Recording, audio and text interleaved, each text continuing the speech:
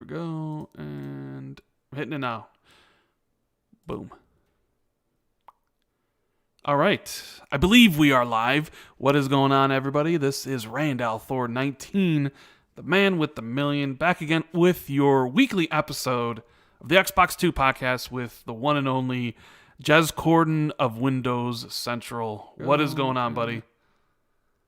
All good, man. God, it's been a busy week. Microsoft did not let up on I had a really big writing project to do this week.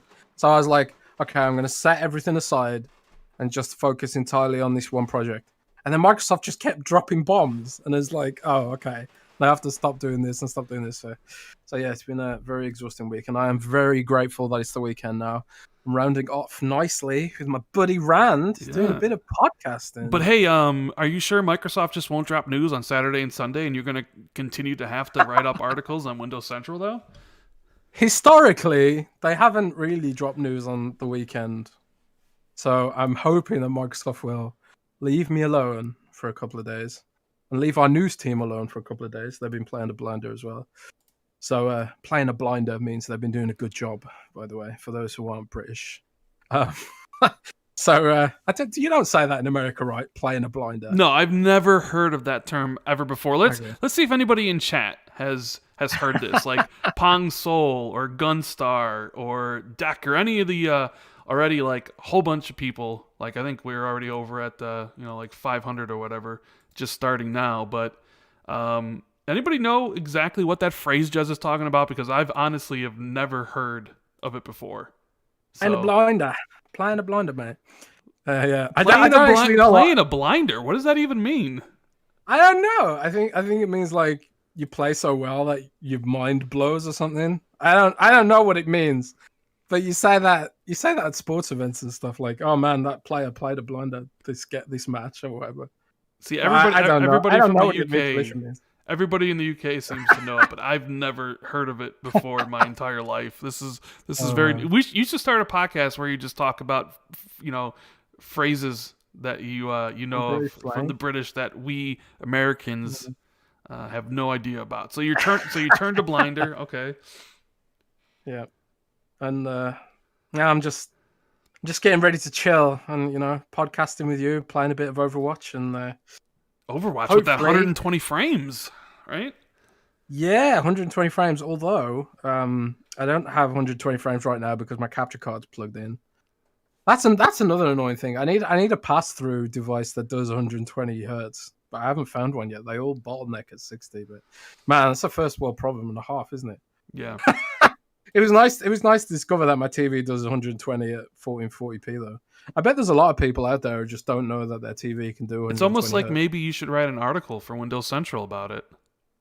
Yeah, probably, but not in like the next couple best of days, TVs to get or something like that, No, I think we have one of those most likely. Yeah. But shout out to Hustle and Motivate for becoming the newest member of the channel.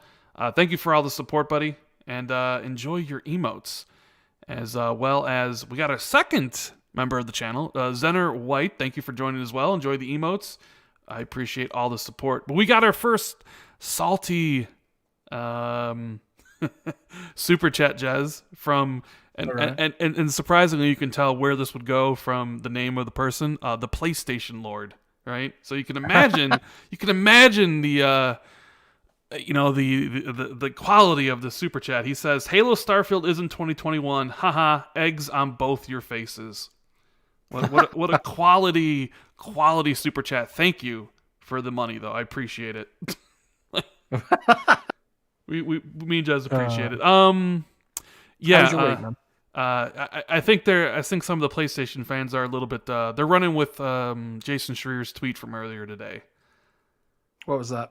Gotham Knights got delayed, and someone responded to him with like, at least Halo and Starfield are coming out this year, and Jason Schreier said, I don't know about that. So now everybody's like, oh, Halo and Starfield aren't coming out this year. Like, I mean, who knows, man? I don't know. I feel pretty confident Halo will come out at least. As for Starfield, we'll talk about that a little bit later. Sin Vendetta says, shout out to Jez for beating Jeff Grubb at being the biggest stud. Jez leading the poll at 53%. You in a poll? Nice. You're in a poll versus Jeff Grubb? Yeah, so someone put a poll up. Who's the biggest Jez or Jeff? And it's pretty even split right now. It's a pretty even match. You're lucky if it was just the biggest stud, because if it was who had the best hair, Jeff would win that by like a landslide number of votes. Yeah, that is true. That is very true. So how's your week been? Other than like constantly just writing up articles on the Windows Central about everything that Microsoft is doing multiple times every single day this week. Was your week pretty good though? Yeah, mostly. It's all good. I'm just just looking forward to the weekend now. So you get to play some video games while we talk about video games, right? Yeah. How'd you feel about being someone writing an article about you because of a smiley face?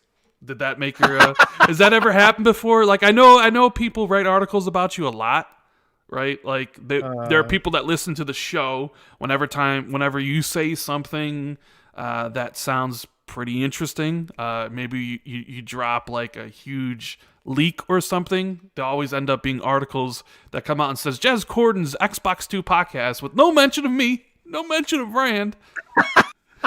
And Randall Chop Liver. Randall Chop Liver, indeed. I find it hilarious, right? Because people think of like you and Jeff Grubb and a couple other people as like quote unquote insiders, right? So you can never like tweet something or say something in public because people might think it's a hint about something that's coming later. And I love the fact that somebody literally took the time to write a 5 paragraphs about your reply to the one and only Hasdor. I thought that was hilarious, and we'll talk about that later. We'll talk about the whole Persona tweet and what you meant about it. And then you even went, because I know this was you, like the Windows Central Gaming Twitter account. You posted a picture of Persona 4 and Persona 3 on the PS2 on top of the Series X and said, "Look, here's a picture of Persona on Xbox." I knew that was you. Like I didn't even have to think twice. I was like, "Oh, could it have been Miles? Could it have been somebody else?" No, it was Jez Corden. Just having a bit of fun, just feeling the rumors, yeah. Shout out to Mun840 for also becoming the newest member of the channel. Appreciate all the support, man. Enjoy the emotes, the Filmic one. We got Halo Craig. We got Randall Tomato. And Jezicado. We got a whole bunch of ones here.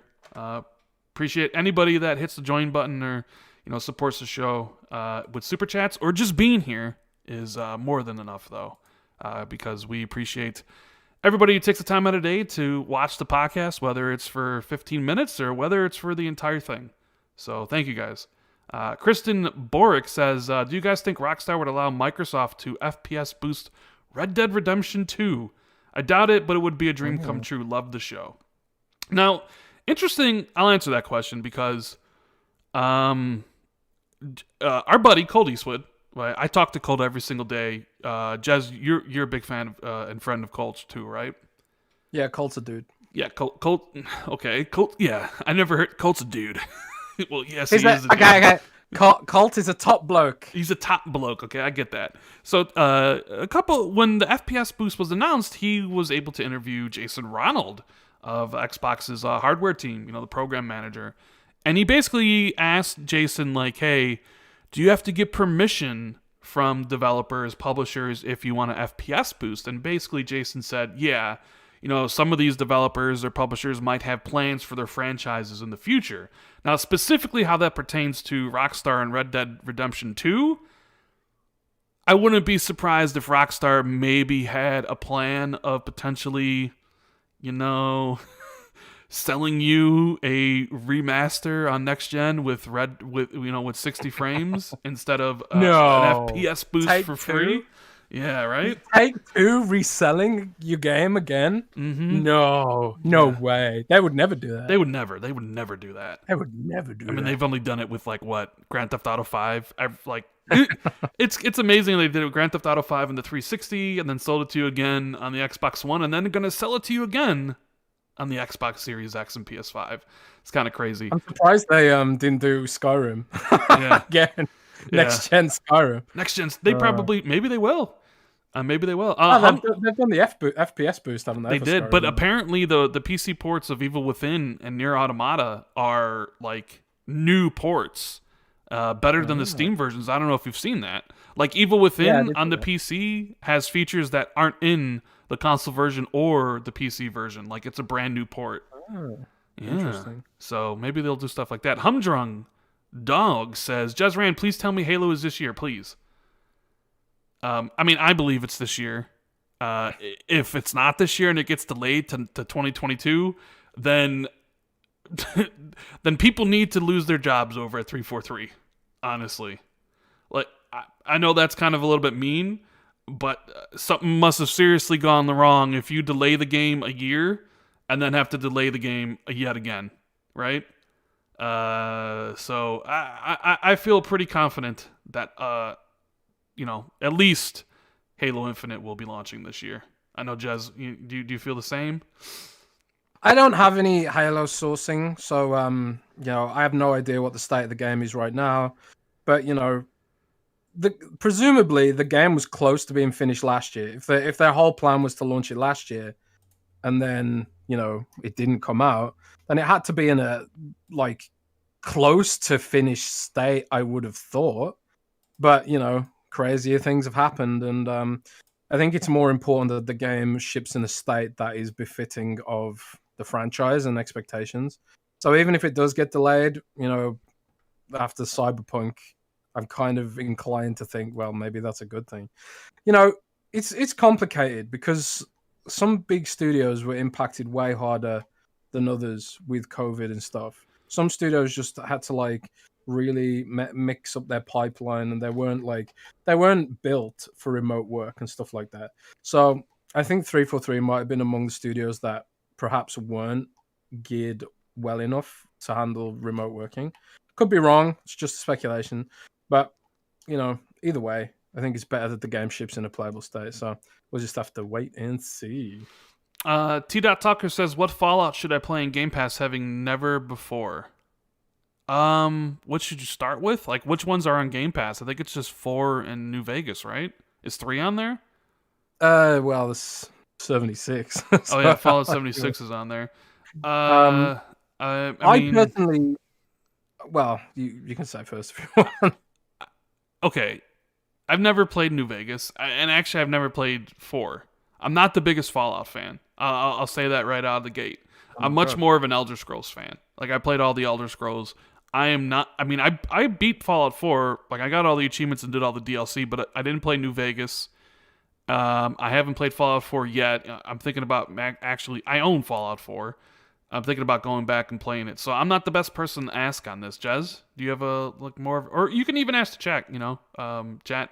Which Fallout would you start with if you're someone in Game Pass who's never played a Fallout game? Which one would you recommend, Jez? Personally, I love New Vegas at the time, even though it was a buggy hellscape. But I don't even feel like Skyrim and Fallout 4 have aged that well. So I can't imagine going all the way back to Fallout 3 and New Vegas, which were built on the Oblivion engine. Even though Fallout New Vegas does give you the most freedom in the 3D franchises anyway, by your decisions actually mattering. It's the one that feels most like an RPG, other than the 2 original ones. So if you're willing to adjust, and at least it has been resolution boosted for the Xbox One X and stuff, you can go back and play Fallout 3 in New Vegas. They have good stories and big maps, and the decisions are fun and interesting. But I think Fallout 4 probably holds up more as a shooter. They completely redid the shooting system. The guns are fun to use. And stuff like that. You could also say, hey, check out Outer Worlds. Yeah, since that's kind of like Fallout-ish. Yeah, Outer Worlds is good. It's good-ish. I don't think Outer Worlds sort of reaches to Fallout's level yet. Well, I'm not saying it reaches a Fallout. I'm just saying, it's at least more of a, visually looks better. It got the FPS boost to 60, so it runs well.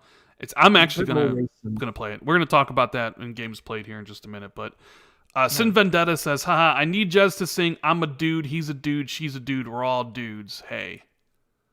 So you got to request to sing, Jez. I don't know that song. So he doesn't know that song, unfortunately. God. I apologize. Yeah. What is that? Is that from a movie? I believe so, yes. Cameron Mitchell says, keep it up, dude. Thank you. We definitely will keep it up. Videos, podcasts, all that stuff. We'll definitely keep it up. Athiel S says, great show as always. I have 2 questions. Do you think Game Pass will incentivize more microtransactions to turn a profit? And do you think there'll be higher tier of Game Pass that gives you all expansion packs like you play on PC? So like, are you saying, so the answer to the second question, a higher tier of Game Pass. So you're saying like a third tier? Because you already have one where you can subscribe individually to Game Pass, console or PC, $10 each. You have the Ultimate tier, which is $15, which gives you Xbox Live Gold and console and streaming and PC. So you're saying there's a one above Ultimate for what, let's say $20 that would essentially give you any DLC for the games that come out in it. I don't know. Usually if you kind of turn something Ultimate, it's like the I always kind of look at it like, okay, Ultimate is like the top tier. Like what is beyond Ultimate, right? Jez, can you kind of, because I think Ultimate's the highest tier. I can't see there being 3. Maybe they add like a family plan, which would be more expensive or something. But like, I can't imagine there being a tier above Ultimate. I think like I'm actually planning to write about this next week if things go to plan. But I do think like there won't, not a tier above, but I was thinking of a tier below, like a Game Pass Go or something that's cheaper, includes just Microsoft first party games, and is also includes xCloud. Because I think like one of the issues with getting Xbox Game Pass on PlayStation or Nintendo Switch is that, you know, you'll basically be stopping people from buying those games on those other storefronts.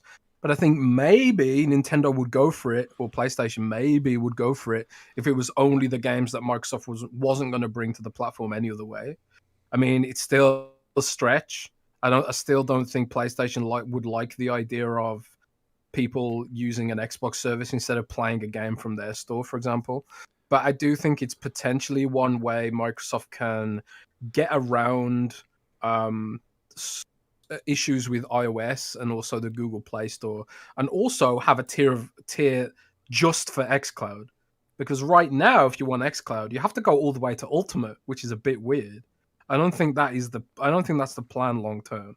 Because if someone only has a tablet in like you know, they only have a tablet, why would they want to pay for the PC Game Pass and the Xbox the console Game Pass at the same time? So I do think there is room for more Game Pass tiers in the future, but I'm going to explore that a bit more next week. I think there's room for like a family plan, which is essentially be more than Ultimate, right? Because you're paying for multiple. I think, well, because I think the reason this comes up, right, is because, okay, when Gears 5 came out, or when Gears Hive Busters came out, which is on the screen right now, looks amazing, right? That was offered within Ultimate. If you owned Ultimate, you just got it for free. And we speculated that, hey, this would be a good way to incentivize people to increase their subscription from regular console Game Pass to Ultimate, because a lot of games will get expansions and stuff like that. And the discussion reared its head this week because Doom Eternal's second final DLC came out. Granted, like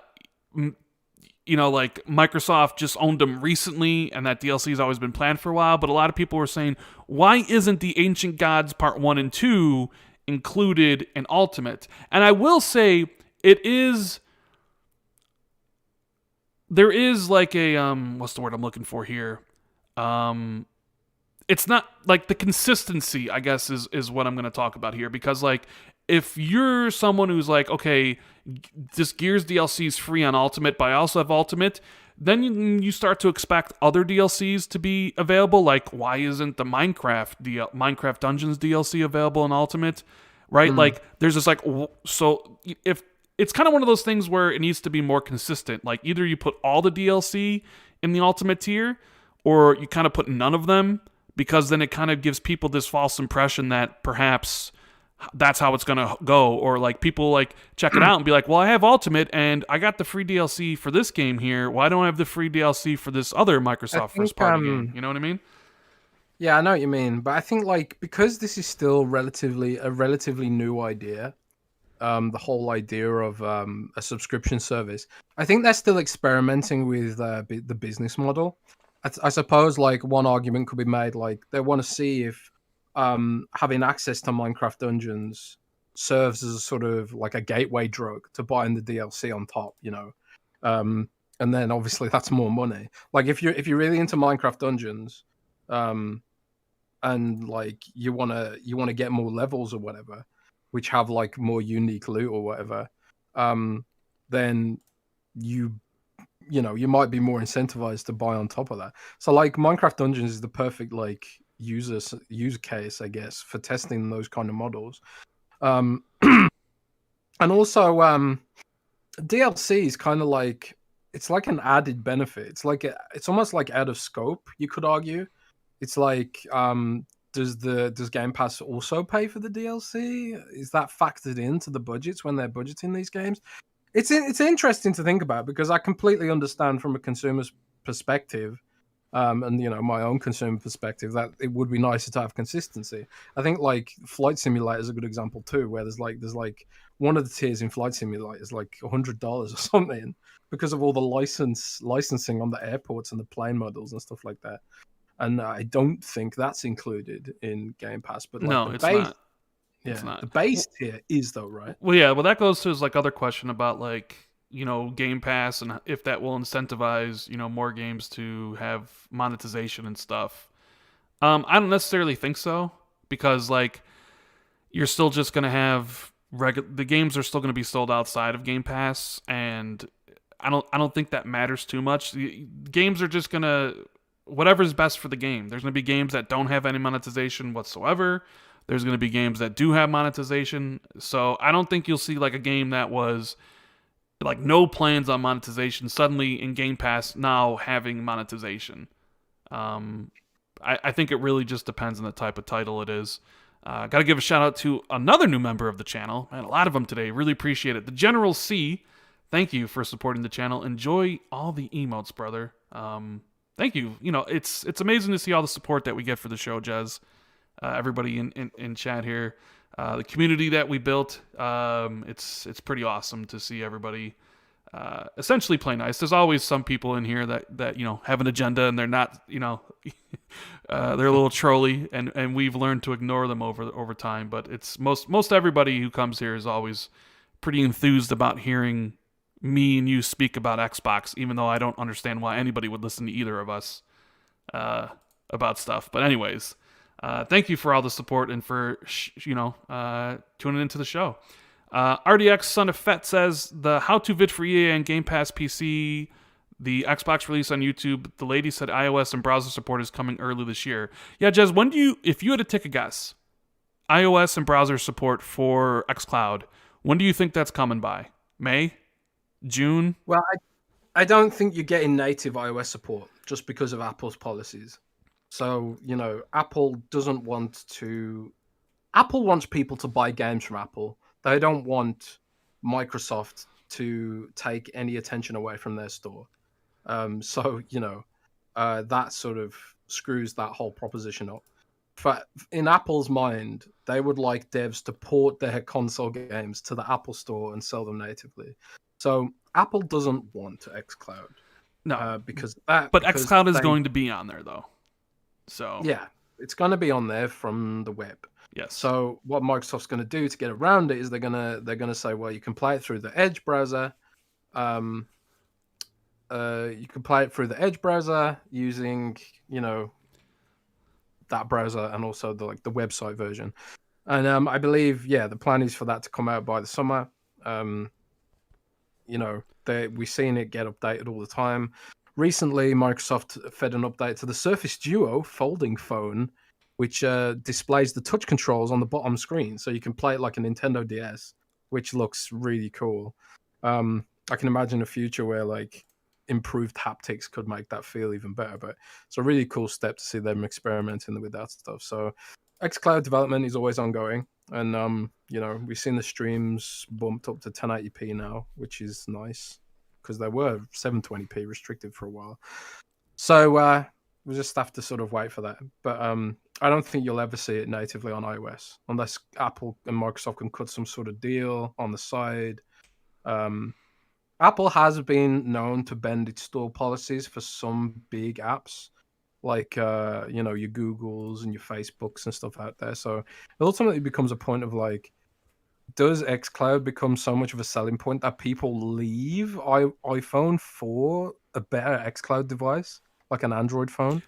I think at that point they might, Here's a go, question oh, for wait a you, minute. right? Because you put out a tweet the other day, like you basically had like said in your tweet something along the lines of like, it's a little unwieldy to have play games on the phone, and that Xbox should make dedicated handheld hardware. Do you think Microsoft will ever do dedicated Xbox handheld hardware? Like 3, 4, 5 years from now, kind of an xCloud only handheld device for people that don't want to play on their phone? It's interesting, to think about. Like they have all the engineering, all the software, all the talent in house to be able to do that. Like there's no reason why Microsoft couldn't do that. They have all the tools they need. So it ultimately becomes a case of, do they actually want to do it?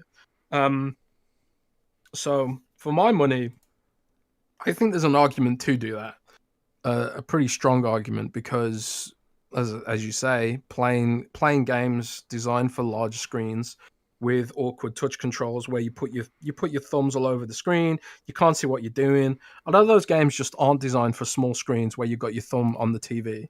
Can you imagine playing a console game and covering up the screen with two huge thumbs and you can't see what you're doing? They're just not designed for that.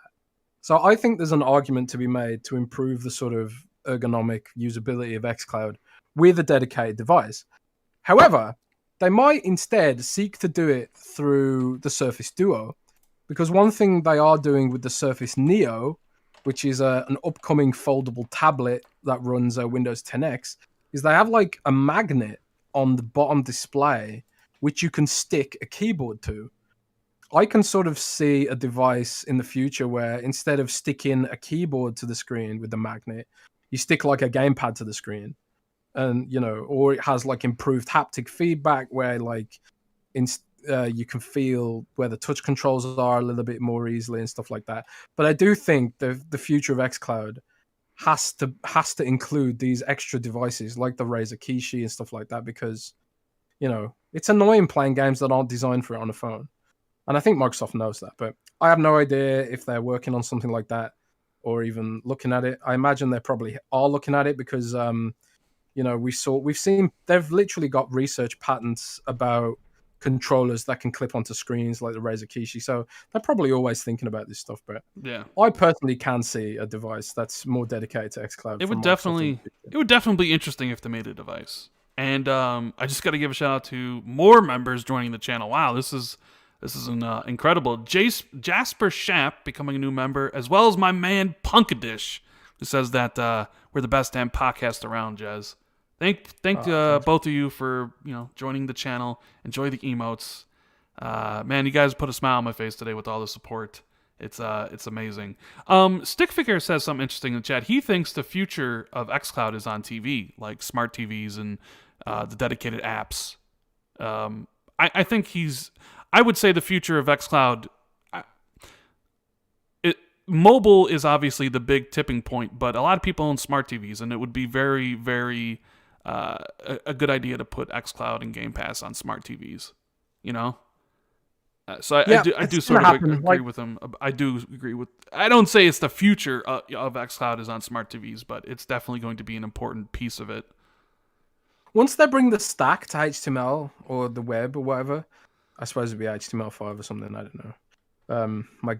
My web development days are long behind me. But once they bring it to that sort of stack, they can pretty much put it on anything, because like the web is compatible with basically everything, and it has to be, because we have generally globally open web except for a few countries. So once they bring it to that, they can bring it to smart TVs and stuff like that. I mean, they'd have to partner with Samsung and LG to bring the Bluetooth stack for the controller to TVs, but they could also do that through a USB dongle, I guess, and have it control that way. Maybe, I don't know. I mean, there's some non-trivial work involved to get that running. It's more than just the video feed, because you have to consider the controllers, you have to consider the drivers for the controller to interact with the stream. So there is work to be done to make that work. But Microsoft's plan is to hit xCloud on every device that exists. I mean, that I really genuinely believe. There are some tech journalists out there who just don't understand that Microsoft's plan is to bring this to every device. They would put this on Switch. They would put this on PlayStation. If PlayStation and Nintendo would accept it, it will be there. You have to think of it like Office. Microsoft Office is on everything. You can get Office on a Chromebook. You can get Office on an iPhone. You can get Office on Android phone. You can get Office on your Samsung smart fridge. You can get Office on everything, on the web, whatever. You really have to think of Game Pass like the gaming version of Microsoft Office. It's the identical business model, basically. But at the same speed, it's also good for developers, because they can, bring their games to a broad audience, get a lot of money from Microsoft, and also upsell on DLC and stuff like that. So it's a win-win-win-win-win for the industry so far, and there could be unforeseen consequences down the line. Who knows? But right now, it seems to be playing out pretty damn well. Yeah. Let me get through the rest of these super chats. Appreciate all the support, guys. Truly. We got one here from Cinedex who says, Rockstar and Square Enix working on Xbox exclusives. You hear anything, Jez? Smiley face? Rockstar and who? Rockstar and Square Enix. I have no idea about that. I'm sorry. Yeah. I haven't heard anything. He says no. Chaos Might says, Coalition did great with Gears. Excited seeing them helping 343 with Halo Infinite. And Jez, you think Microsoft is going to buy Square Enix or Sega? Here we go with the acquisitions. Square Enix or Sega? And I have no idea about this. I have no I haven't even heard really rumblings about this. I mean, the community talks about it a lot, but none of my sources have ever really talked about acquisitions in that vein. But at the same time, these knowledge on acquisitions is at such a high level that getting info on them is almost impossible until after it's basically happened. I literally found out about Bethesda in the middle of the night, the day it had happened. So, because, marketing had to be involved, and I guess more people found out about it, partners found out about it, Bloomberg knew about it. So then you got outlets already know about it, and things just start leaking once more people know about it. Also, documents get uploaded to places that maybe are less secure than Microsoft think they are, stuff like that. So, I have no idea. I haven't heard anything about acquisitions lately, so it's another one of those. Wait and see. Damn, that wasn't clickbait enough where someone could write an article about it. Damn it. Yeah. John G says, the song from All That Good Burger. Have you all played the Outrider demo? If you did, what do you think? I was just going to buy the game, so I wasn't going to play the demo. So I haven't played it. Did you play the Outrider demo, Jez? I tried, but the servers were so bad that I couldn't connect. And also, my brother, I was going to play it with my brother, but he needed a Square Enix account, which is a load of bullshit, by the way. Forcing you to make a Square Enix account for a game that is supposedly isn't a service, according to them. So that was a load of bullshit, and the servers were down for that, so he couldn't connect and we couldn't make an account. So I ended up sort of messing around with the tutorial, and then the servers kicked me off, and I was like, screw this. So I haven't touched it since then. But I have downloaded the demo again because I want to give it another try, hopefully this weekend. But it looks interesting. Critical reception seems mixed on it. I kind of get the feeling that people are just so desperate for something to play, something new and fresh, that they're sort of giving this a pass, maybe. Because it doesn't look that interesting. Well, we're definitely going to be talking about Outriders when we talk about Xbox's Game Pass announcements this week. Ben Kenobi 2020 says, all first-party DLC should be included at least in Game Pass Ultimate. I mean, I would like that. I think a lot of people would, and it would be a good way to incentivize people to make that extra jump from, $10 console Game Pass to $15 Ultimate.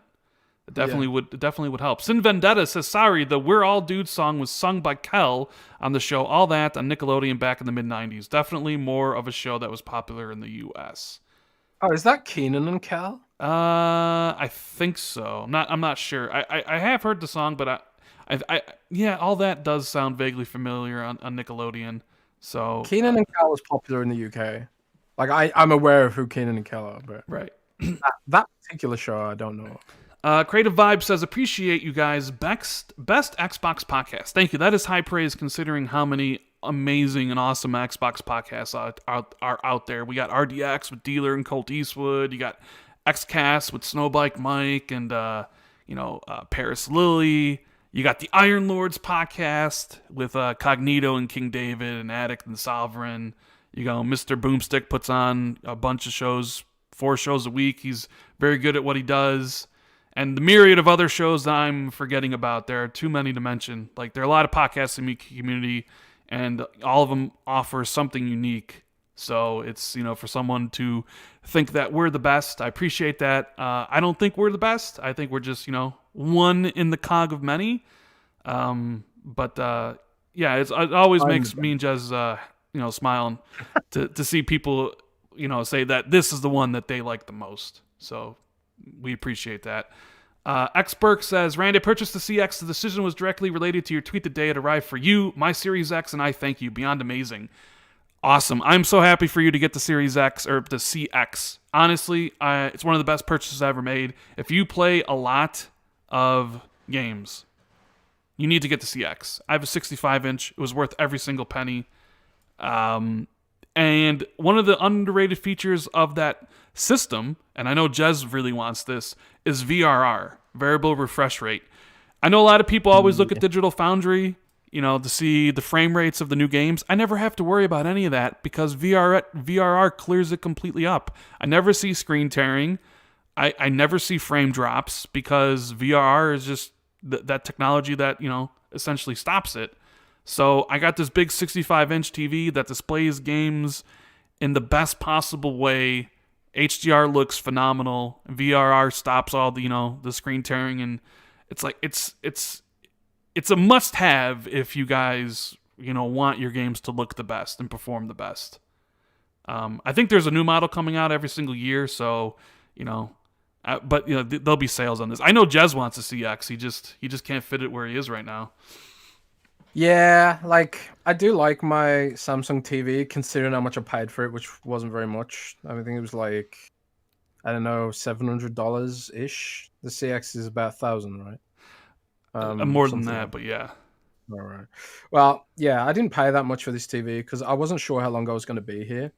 I was planning to just visit home and go back to Germany, but then the endless lockdown happened, so couldn't travel anymore.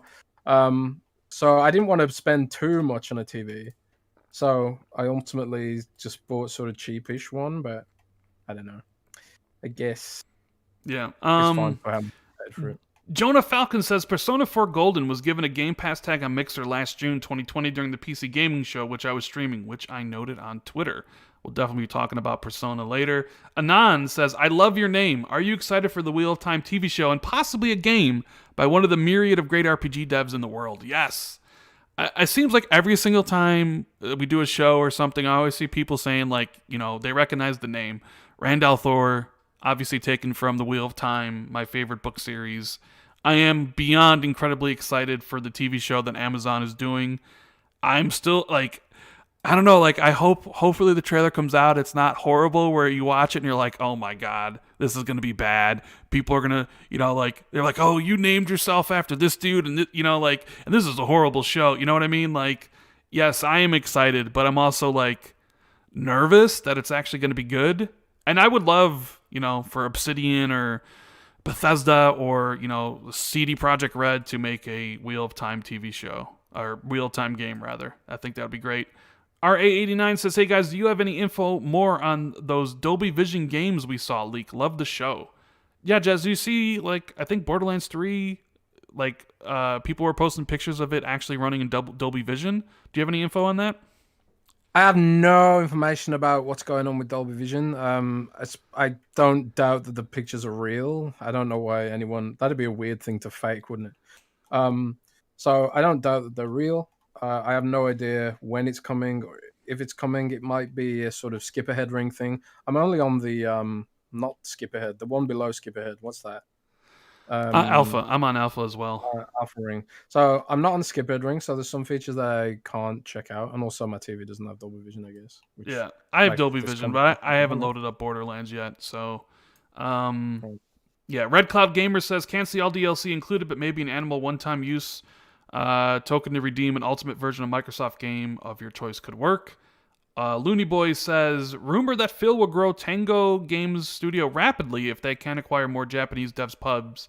Seems like he was eager to go there in person ASAP. Well, Phil's always talked about how he wanted to have a Japanese studio, and he's got Tango and the legendary Shinji Mikami's there, who created Resident Evil. And, there's talk that he might leave, but then he wants to create like a last masterpiece. And if I'm Phil, I go over there and be like, listen, make whatever game you want. Make it the best game you've ever made. Don't worry about the money. Don't worry about the monetization. We just want you to make a game that that you want to make, because it just sells itself. Like Shinji Mikami's last game, you know what I mean? And that would convince maybe more Japanese developers that Xbox is really in it, and that maybe they have to take Xbox a little bit more seriously. Maybe opens up the doors some more Japanese developers, Japanese studios, more games coming to Xbox, et cetera, et cetera. Cartoon a halo effect. Yeah, halo effect. Cartoon Nerd donated $1 and didn't say anything, but he also said later on in the super chat, do we know what Compulsion is doing, and could we see that game this year? Could it be one of the games Jason Ronald said wasn't announced? Interesting question. Do I think we see Compulsion's game this year? There's always a possibility we should see it in the game showcase, but maybe not. And I don't think it was the game Jason Ronald was talking about. I think the game Jason Ronald was talking about was Forza Horizon 5, Jez. Any info on Compulsion and when we'll see it? I have no idea about Compulsion's game. Like, I've heard mixed things. I heard ages ago that it was a puzzle game. Then I heard that it was a third-person game in some way. I don't really know anything about it, honestly. So it's another one of them. Wait and see. Wait and see. What do you think Jason Ronald was talking about when he said the game he was most interested in was going to be, coming, not announced for this year? Do you think that's Forza Horizon 5? I don't know, because they've got a lot of projects being incubated right now, and I don't really know what games Jason likes, thinking about it. He said one of his all-time favorite franchises was Forza Horizon. I should probably just listen to that podcast. You should. Iron Lords is one of the best podcasts out there. Shout out to Cognito, David, Attic, Sovereign. Like, they recently had ACG on. Angry Centaur Gaming does reviews. I was on there as well, which was awesome. They had Jason on. They're honestly one of the best podcasts out there. Like, they're one of the few podcasts I listen to every single week, honestly. So, we might see Compulsion's game. We could see it announced at the Summer Game Showcase, but I think the Summer Game Showcase is more going to focus on titles releasing in 2022, and I'm not sure that game's coming out next year. So, Tony Art says, have a great show, you two. Always great to listen to you guys during my night shift. A lot of people listen to this at work or when they're driving around, and it's cool that we can keep people, minds off of whatever menial task they're doing, especially when they're working at night, because I know how that can be. Mumble Speed Talker says, first off, always enjoy listening to your guys' podcast while I work. Do you think there's a concern if Microsoft continues to buy too many studios? I mean, concern in what manner? Concern about industry consolidation? Concern that, that they have too many to manage properly? I mean, I guess there is that. Like, if you buy too many studios, can you manage them all effectively, right? But that's one of the reasons why Bethesda is going to operate itself, but still answer to Phil. I don't think there'll be a whole bunch of concern. Because it's not like Microsoft's going to buy literally everybody. Maybe they buy another publisher. Maybe they buy a couple smaller studios. I expect Sony to buy a couple studios, soon. Not necessarily like soon as in like next week, but, by the end of the year. I don't think it's much of a concern. Do you see? Are you concerned, Jez, about all that? I mean, I can see like the idea that putting all your trust in a publicly traded corporation, it's a bit dodgy.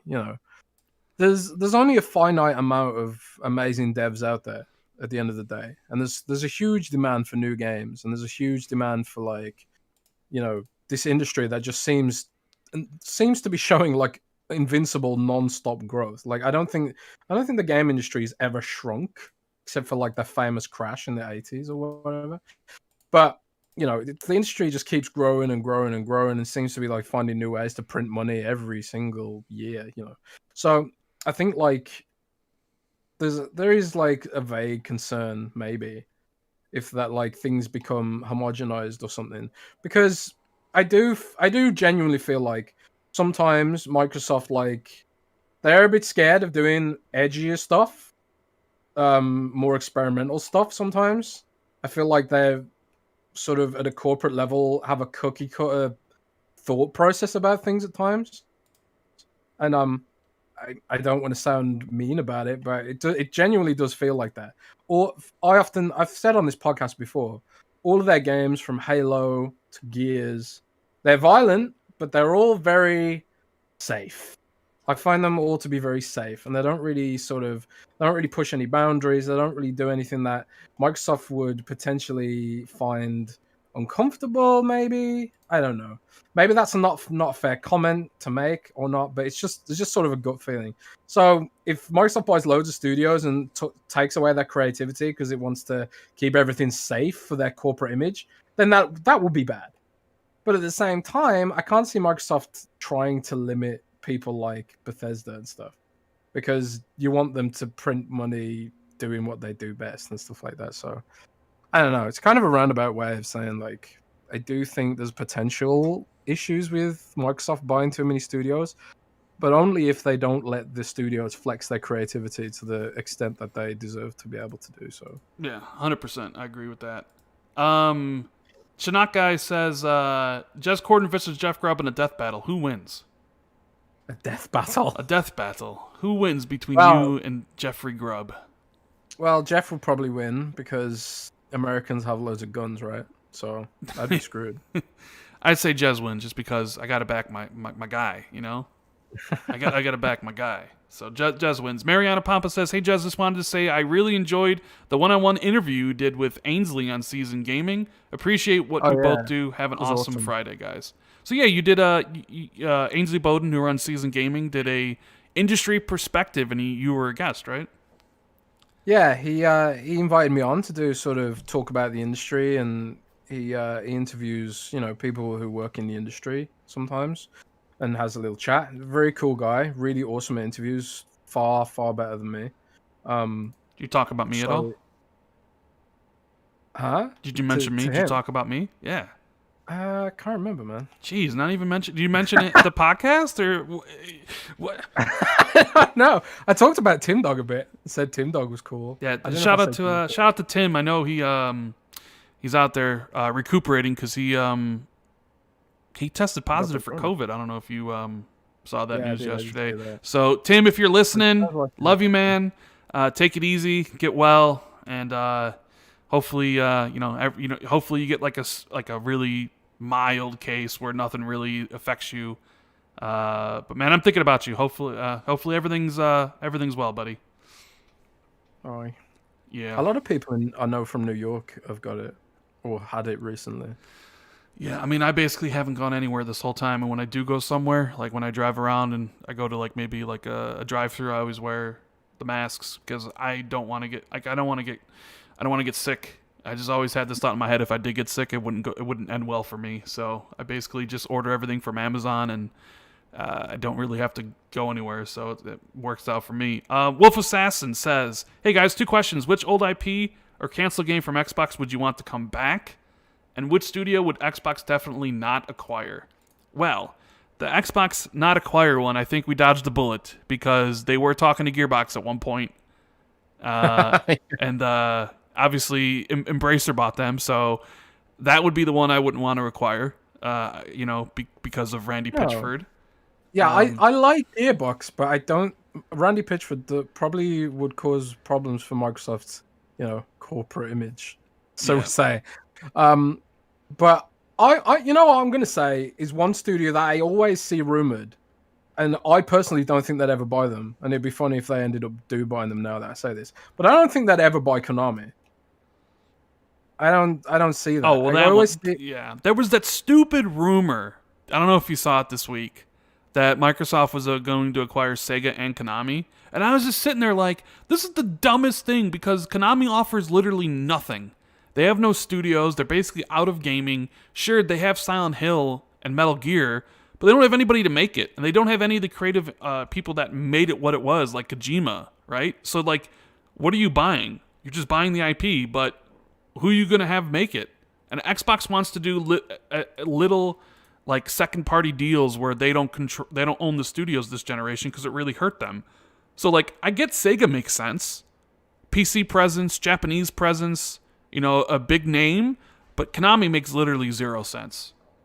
You also get one of the criticisms from the community is that Microsoft has no sort of nostalgic family games like your Mario or your Zelda or whatever. Having Sonic and making a good Sonic game would solve that overnight. So I can see Sega. I can definitely see Sega. I cannot see Konami. Like when has Microsoft ever made a horror game, for example? And I know, like, Microsoft, they're not huge fans of horror games, because they're kind of niche, like outside of your Resident Evils and stuff. And even Resident Evil doesn't sell as well as Monster Hunter these days. So, it just doesn't make any sense. And like you say, Metal Gear needs Kojima to function. I feel. So I don't think they'd ever. Well, which old IP or canceled game from Xbox would you want to come back? I mean, a lot of people would say Scalebound. I'm not one of them. I know a lot of people will say Banjo. I know everybody in chat. Like, let us know in chat what old IP or canceled game from Xbox would you like to see come back? I'm interested in seeing people's diverse reactions to this, and I just have a feeling people will either say Scalebound or they'll say Banjo. And honestly, Banjo probably should come back. I know it's not a game I'm interested in, but it definitely has its fans around the world. I mean, Microsoft licensed out the character to appear in Smash. So I'm gonna give my pick. Which one would I like to see come back? And it is Viva Pinata. I actually really like Viva Pinata. What? I actually do. I played both Viva Pinata games. I actually really like Viva Pinata. I thought it was cool. I played it. That is the last game I would. Well, okay. You know what? All right. Let me change it. I like Viva Pinata. I would like to see it come back. I will change my response because that's a little bit out there. Because I want Killer Instinct to come back. I want them to find a developer. I didn't think you like those kind of games. Well, Viva Pinata was interesting. I don't know. I also played the second one in co-op, which was a lot of fun. But Killer Instinct needs a sequel, 100%. And I think it's a shame we haven't got one. So my vote would be for Killer Instinct. But hey, if you want, Rise, Son of Rome, Ninja Gaiden, a new Phantom Dust, right? Like, let us know in the chat. And we see so many people with like all their different choices here. What would you want, Jez? I mean, I would have said Killer Instinct 2, but you said that. But I always thought Phantom Dust had a ton of potential, like as a sort of, they need JRPGs, so you've got that aspect. It's also like got the card mechanics, so you kind of have your sort of grinding aspect, which is what Microsoft likes. You could add a service component. Like for me, Phantom Dust had like a load of potential that sort of fit Microsoft's modus operandi, shall we say. And I always thought that was a really exciting possibility for like a cool project. But it'd also need the right developer. I honestly think Remedy could do it, give a good crack at that. After playing Control and seeing Control's There's a whole bunch of responses in here. We got FC Violent. Shout out to you, brother. He says Lost Odyssey 2. A lot of people would love a sequel to that. Cool Dude with Bread says Brutal Legend. Now that they own Double Fine, could have a new Brutal Legend game. Yes. Obviously, a bunch of people say Scalebound. Thanaros says Recore, a sequel to Recore, which could be really cool. Grudge Evo says Blue Dragon, another one of the RPGs from the 360. Naru Hin says Rise 2. which I would love a Rise 2 as well. Rob says Conquer. I'm sure Cloberl would love a Conquer to come back. Zach Yearwood says Brute Force. Pretty sure Phil hates Brute Force. I don't think we'll ever see a Brute Force or a Blinks ever again. Pretty sure he also hates Blinks. No, Phil loves Blinks, man. No, Phil hates Blinks. No, he loves it, man. He told me. That's not go and tweet Phil about Blinks. No, I'm not, because Phil hates Blinks. So I'm not going to mention Blinks and Phil ever again. So Killer Instinct, Phantom Dust. So what was your choice, Jez? Did you get around to saying it before it was Phantom Dust? Phantom Dust. Yeah, Phantom Dust and Killer Instinct. Mechasalt, perhaps. Yeah, Mechasalt. But Mechasalt's out of my head because I know there's licensing issues with that. They don't fully own it. Like, they do, but they also don't fully own that IP. Mm-hmm. So even though, like, Mechasalt's, like, the perfect franchise, like, I'd love to see the Coalition take on Mechasalt so much. I think Mechasalt would be perfect for the Coalition to build a game around. But they don't fully own it. That's the problem, so you're probably never going to see that. We even got a bunch of super chats. Trey Duke says, Jet Set Radio Future. John G says, Scalebound Man Dragons, are you kidding me? Trey Dukes also says Kung Fu Chaos. Robert says Rise made by Coalition would be epic. John Z says Fusion Frenzy.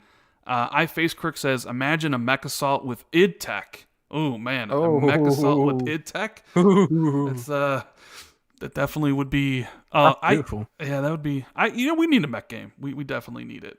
We need a mech game. Yeah. I was looking at Bethesda's library, because Bethesda has its own launcher, like a lot of publishers do, and through that launcher you can buy pretty much every game that's ever Bethesda has the rights to publish. So that even includes things like Hexen, which I completely forgot was an id game. Activision own it, so Microsoft doesn't own Hexen. They only own the rights to sell, as far as I'm aware, the PC version on Win32. So but there's also like loads of classic games like Commander Keen. I don't know if you're aware of that. I saw someone tweeting about Commander Keen the other day, and also I got a friend who's really loves Project Gotham Racing. Would like to see that PGR. I love PGR. I would love for that to come back. I mean, but that's basically Forza Horizon at this point, though. So yeah, I mean, a lot of the team who when Bazaar got shut down by Activision, they went and they formed Playground Games. Right. And then they're not going to have 3 racing franchises. That doesn't make a lot of sense. But man, a lot of good opinions and choices here. So that was an interesting topic. That was fun.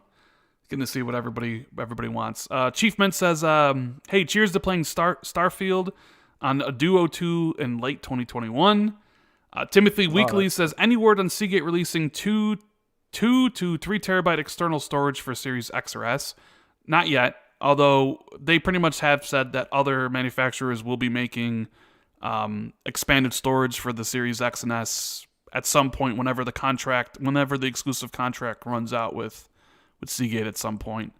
I have the expansion card, and it's getting pretty full. Same with the internal.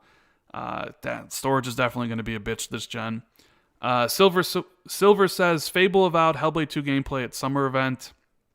RA89 says PlayStation making a good push with their cracking compression. What's up with the BC pack compression? The difference in game size is showing. Yeah, I've seen that. I think like Control on PS5 and versus Series X was smaller on the PS5, and I think I saw it mentioned that even Avengers, the next gen versions, there's a significant size difference between the two. Have you heard anything about this, Jez? I don't really know much about it, but I'm guessing that like the faster storage speed on the Sony's SSD will contribute to faster decompression. So I suppose for Microsoft, it's kind of like a balancing act of speed and loading and stuff like that. Like if you end up like having an SSD, but you end up the load speeds are the same because like you're having to do so much decompression, then it kind of, I don't know, defeats the point, doesn't it? Yeah. So I don't know. Maybe it's something they could look at and give people the ability to do tweaks on. Maybe I don't know. I mean, this could actually be extremely complicated, and I'm sure it is. But like I can imagine scenarios where like they let people control over how much compression a game has when it's on your hard drive, and and then have a warning saying, well, if you compress it this much, it's going to take this much extra load speed or whatever. That's something they could probably explore. But I don't know. Mercy Bucket says, I hope Microsoft executives, Phil, are watching this podcast and reading the ideas for old IPs or canceled games that need to come back. Well, we do know that Phil watches podcasts, and I know he's watched my show and my videos before because I've talked to him about it. And he did say during the Bethesda Roundtable that he watched the podcast because he hears the question about the exclusivity on those games. You know, there are still some people, Jez, to this day that feel that Phil wasn't that Phil was still vague. That Xbox fans are running with this narrative that Phil didn't really say they were exclusive. Did you see that DualShockers video that was utterly ratioed so bad to hell? That video was terrible. Dude, that guy, Dealer made a video about it yesterday, and he just destroyed the argument the guy was using. But it was funny because he talked about Phil's quote, right? And he played it like the whole we got complication, contracts, and we got legal things, and we got legacy, and he completely left off the part where Phil goes, "But I want you to know this is about exclusives." Completely left it off to make it seem like Phil didn't say that whatsoever, so it would support his video argument. It was horrible. And you were saying DualShockers, they basically became a clickbait SEO farm because they got purchased by another company. All their writers left, so it's no surprise they went that way, right? Yeah, I used to really like DualShockers. Like, it was I hate reading. I think I've said that before. Like, I don't read blogs. I don't read reviews. I hate reading other websites. And also, I kind of feel like if I read other websites, it might influence my own coverage or whatever in a bad way. Maybe it influence it in a good way. I don't know. But anyway, I'm too lazy to read a lot of the time, even disregarding that. But DualShockers was one website that I did like to read, and there was some really good columns on there, some really great writers who work for DualShockers, and but yeah, they got purchased by some weird ad company or something, and then they were just like, well, now we're going to start flooding the site with SEO stuff, which is just it's not a good way to run a website.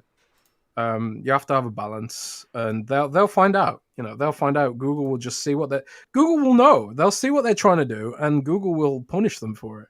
So you can't get away with doing that stuff. You have to have a good balance of genuinely, compelling content that's written by humans, and then like if you want to, do some of that other stuff on the side and they call it service journalism or whatever, then sure. But you gotta have a balance. But DualShockers just went in the completely wrong direction. Clickbait and all this sort of stuff, and hopefully they can sort of pull it back around, and the company that bought them will sort of realize that that's not a good way to run a website. But I'm not surprised that they put out a video like that, because it's just like exactly what you would do if you were trying to clickbait your way to success with the minimal amount of like integrity involved, because integrity has an effort attached to it in some ways. But it is what it is. Yeah, it was a pretty bad video. Shane Tomlin says, "Hey guys, 1.4 thousand watching. Hit the like, guys. Don't hurt for the work they put in. Let's life them." Yeah, we got like 1.5 thousand people watching, like a little bit under 500 likes. If you guys are enjoying the show, make sure you hit the like button, subscribe if it's your first time here, notification bell. You guys know the drill. We appreciate everybody who tuned in. Who are watching. Red Cloud Gamer says, if Microsoft really isn't planning VR yet, and we know PlayStation is, do you think Microsoft should work out a deal to get the Oculus Rift Quest compatible with the series? We'll actually talk about that, because that's actually a topic. Yeah, we'll talk about that in a bit. Yeah. Trey Duke says, matter of fact, get Phil in here. I demand another Jet Set Radio.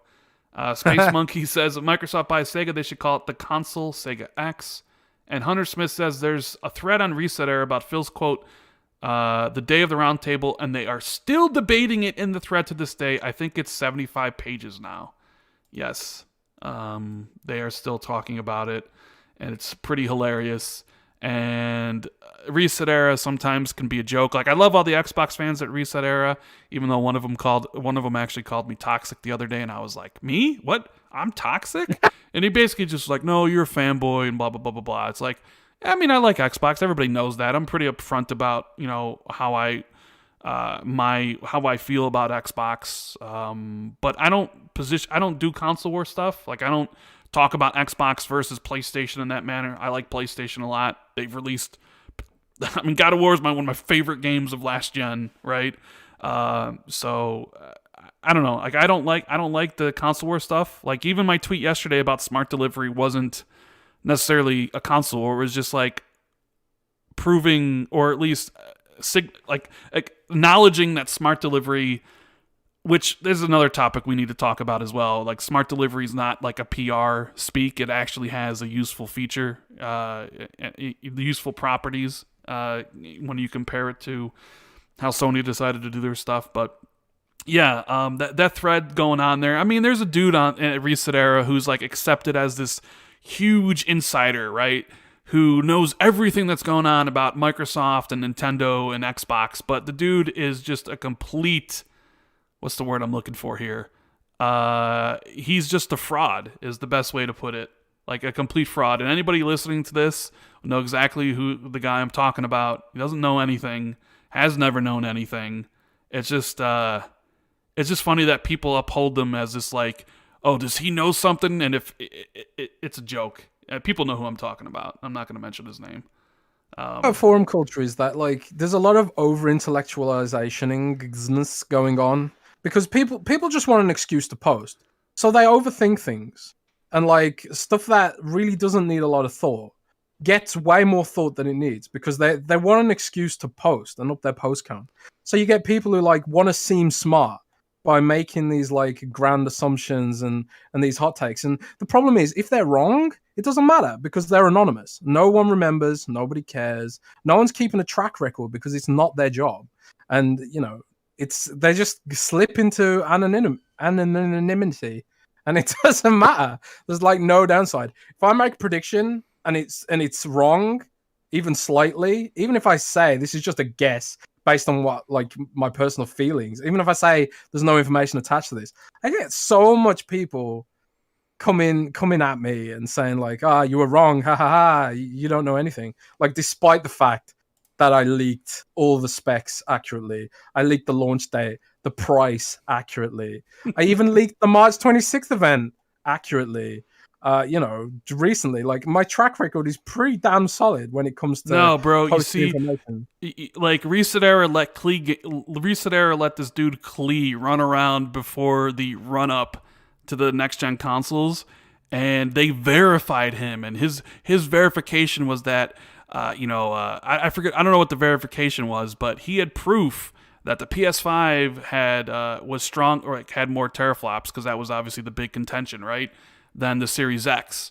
And they let him run around and just spin this narrative for months and months and months. And everybody was like, well, he's verified by the mods at Reset Era, and that means something, right? Even though, like, we had both heard the opposite, that, you know, that the Series X was indeed stronger, that Lockhart was real, because this dude also said Lockhart wasn't real. Like, you know, a lot of people at Resetter have egg on their like GitHub wasn't real, all this stupid stuff that PlayStation had their own version of smart delivery. And what ended up happening when the real information came out, that dude ended up leaving. I read Resetter just because it's a good, you know, aggregate of like where the news is and stuff. But some of the people that they consider insiders aren't really. It's just hilarious to see, and people forget how it was. Where like, before the reveal, Sony's reveal of their console, it was all teraflops, 13 teraflops versus Xbox's whatever. And then essentially when they lost on that, it became SSD, and suddenly SSDs were the most game-changing tech ever in video game console history. It's just hilarious to see. Just hilarious. It's just there's a reason why a lot of industry people do not post and do not want to go to that website whatsoever. You know what I mean? No, the wider industry considers it to be a very toxic place, frankly. Mm-hmm. Yeah. So, but like I say, not everyone there is like that. No, it's of course just sort of the vocal minority. Yeah. Right. Shout out to the best bot kid, Smooth. Bad few days on Xbox for me. Wireless headset bricked and the latest Outer World expansion crashes Xbox after beating last boss but fails to save progress. Good news, I secured another Series X. Man, you've been going through the ringer on some of this stuff, like NBA 2K21 basically crashing on you as soon as you start a game.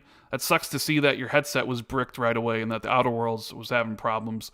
Hopefully the new Series X fixes that for you. Have you heard about this NBA 2K problem? Because that's the game I've been playing pretty much all week. 2K. It works perfectly fine on my console, but for a lot of other people, it crashes a lot.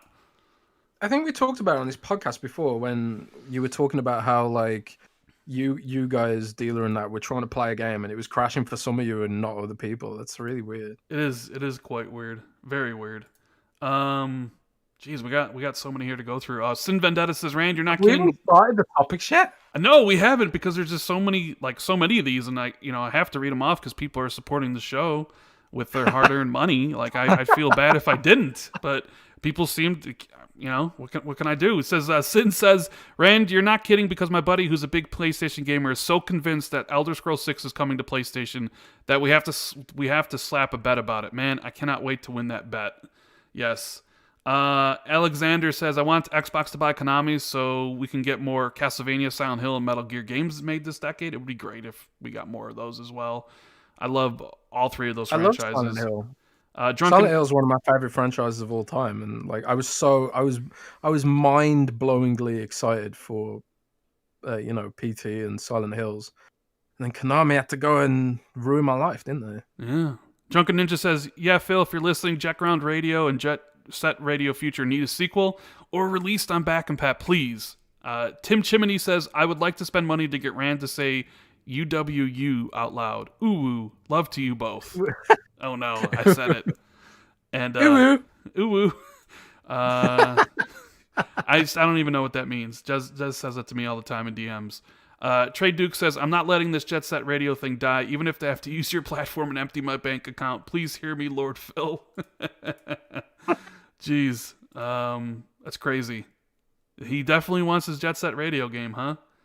And Chinook Guy says, Rand Senpai, what indie games are you looking forward to seeing next week? What have you done, Jez? What is going on here?